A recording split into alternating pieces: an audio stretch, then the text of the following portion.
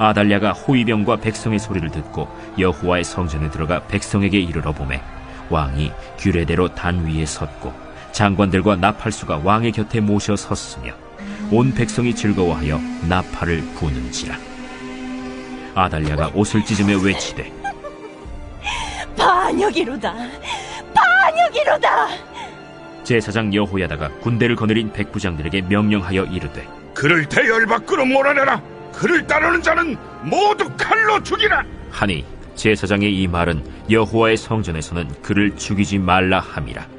이에 그의 길을 열어주매 그가 왕궁의 말이 다니는 길로 가다가 거기서 죽임을 당하였더라. 여호야다가 왕과 백성에게 여호와와 언약을 맺어 여호와의 백성이 되게 하고 왕과 백성 사이에도 언약을 세우게 하매 온 백성이 바알의 신당으로 가서 그 신당을 허물고 그 제단들과 우상들을 철저히 깨뜨리고 그 제단 앞에서 바알의 제사장 맏단을 죽이니라. 제사장이 관리들을 세워 여호와의 성전을 수직하게 하고 또 백부장들과 가리 사람과 호위병과 온 백성을 거느리고 왕을 인도하여 여호와의 성전에서 내려와 호위병의 문길을 통하여 왕궁에 이르매 그가 왕의 왕좌에 앉으니 온 백성이 즐거워하고 온 성이 평온하더라. 아달랴를 무리가 왕궁에서 칼로 죽였더라. 요아스가 왕이 될 때 나이가 7세였더라. 여러분 반갑습니다. 오늘도 큐티를 여는 기막힌 하루입니다. 본문 말씀은 열왕기하 11장 13절부터 21절의 말씀입니다. 자, 오늘 말씀에 반역을 통해서 왕이 된 아달랴가 또 다른 반역자들에 의해서 죽임을 당하는 모습을 오늘 우리는 보게 됩니다. 이 아달랴의 죽음을 통해서 우리가 깨달아야 될 것에 대해서 오늘은 한 가지만 좀 집중해서 생각해 보기를 원하는데요. 이제 이 아달랴가 남유다의 모든 왕족을 죽이고 왕위를 차지한 지 6년이 되던 때였습니다. 그런데 그동안 이 아달랴의 딸 여호세바와 제사장 여호야다가 숨겨둔 왕족이었던 요아스는 아주 잘 자라고 있었습니다. 그리고 이제 때가 되어서 여호야다의 주도하에 요아스의 왕위 즉위식을 거행합니다. 이것이 어제의 큐티 본문의 내용입니다. 그런데 요아스가 왕으로 선포되자 박수치고 만세를 외치는 백성들의 소리를 아달랴가 듣게 됩니다. 그리고 14절에서 이 모든 것을 알게 된 아달랴가 반역이로다, 반역이로다 외쳤다고 합니다. 그런데 이 아달랴가 요아스를 향해서 반역이로다 라고 외치는 것은 사실 아이러니하게도 자기가 자기 죄를 스스로 고백하는 것과 같았습니다. 이 아달랴는 왕이 될 수 없는 사람이었습니다. 그런데 그야말로 반역을 일으켜서 모든 왕족들, 심지어는 그의 손주들까지 죽이고 그가 스스로 왕이 된 것입니다. 여러분, 이 아달랴는 왜 그렇게 왕이 되고 싶었을까요? 기독교 영성가 리처드 포스터는 인간의 3대 욕망이 있다고 합니다.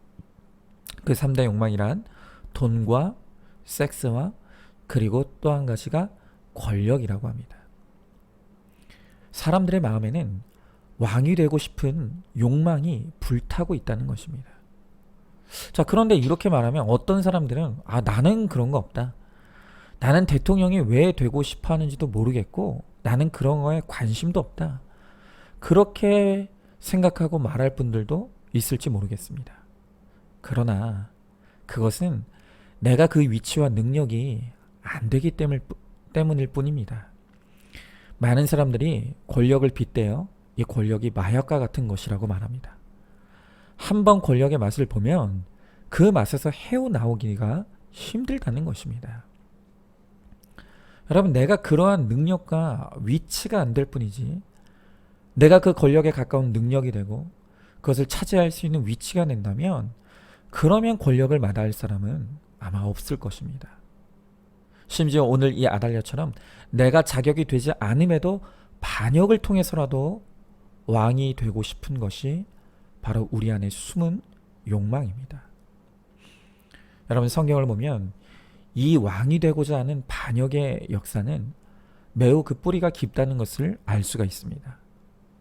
그리고 그 반역의 역사를 거슬러 올라가 보면 거기에 인류 최초의 반역자를 우리는 만나게 됩니다. 자, 그가 누구일까요? 그렇습니다. 바로 아담과 하와입니다. 아담과 하와에게 선악과를 따먹으라고 권했던 사단이 이들을 유혹할 때 이 아담과 하와를 자극했던 것이 무엇이었죠? 바로 왕이 되고 싶은 마음이었습니다.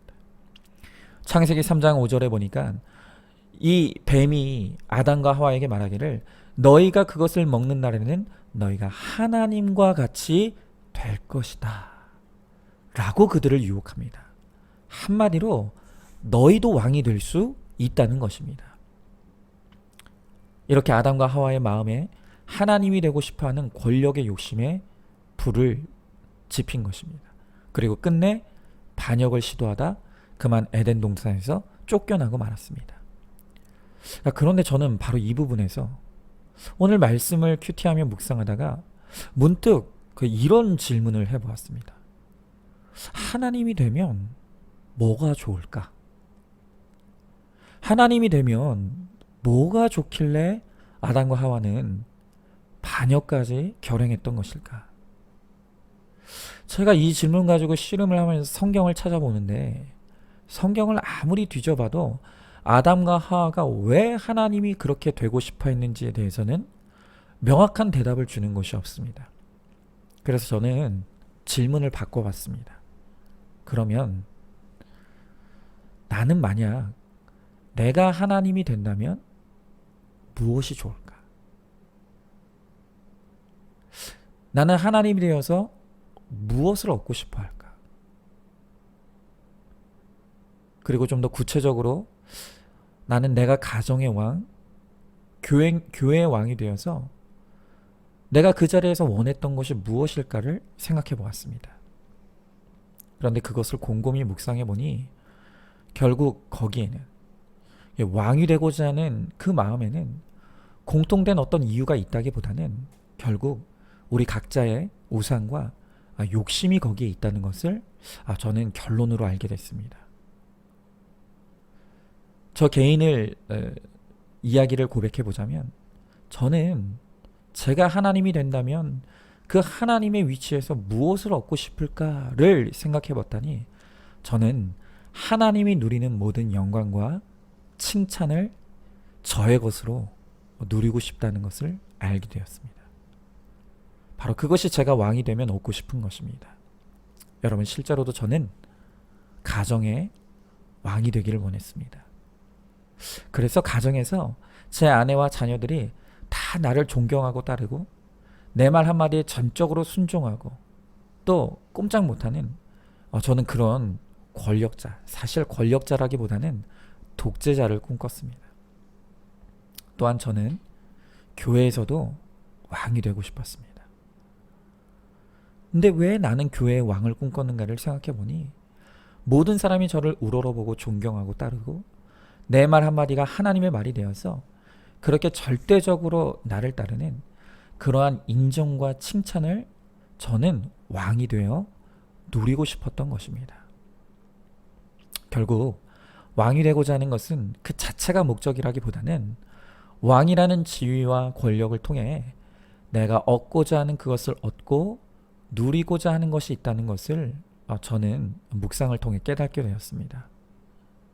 그렇기 때문에 하나님이 아닌 내가 왕이 되고자 하는 모든 시도는 반드시 깨어지고 회개되어야 할 죄라는 것이 또한 인정되어졌습니다.